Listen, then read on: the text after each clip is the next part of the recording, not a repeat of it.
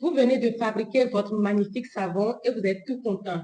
Mais quelques jours après la découpe, vous constatez que votre magnifique savon est recouvert d'une pellicule blanchâtre et qu'il transpire. Bienvenue dans le monde de la savonnerie et ses mystères. Aujourd'hui, nous allons parler de la fameuse cendre de soude. Je m'appelle Ida, je suis cosmétologue, formulatrice et formatrice en cosmétique naturelle. La présence de la poudre blanche à la surface de votre savon saponifié à froid est généralement due à la formation de la cendre de soude.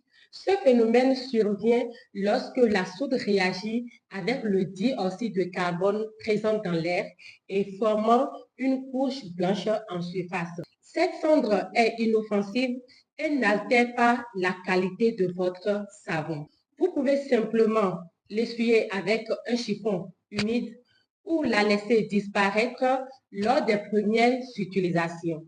En ce qui concerne la transpiration de votre savon, il est possible que de petites gouttelettes apparaissent à sa surface. Cela peut être dû à une condensation si le savon a été couvert pendant la saponification et surtout si la recette contient une quantité d'eau relativement élevée. Ce phénomène est aussi normal et le savon séchera correctement une fois exposé à l'air. Une autre cause possible est un surgraissage élevé de la recette entraînant l'apparition de petites pelles d'huile en surface. Dans ce cas aussi, il n'y a pas lieu de s'inquiéter car cela n'affecte pas la qualité du savon.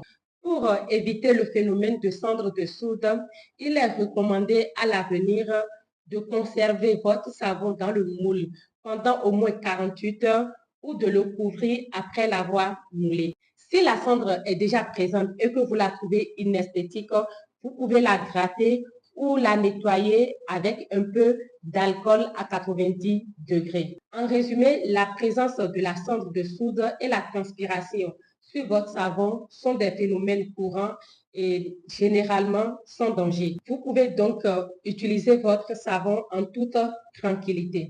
Merci de liker et de partager cette vidéo pour permettre à ceux qui sont dans le besoin de la regarder.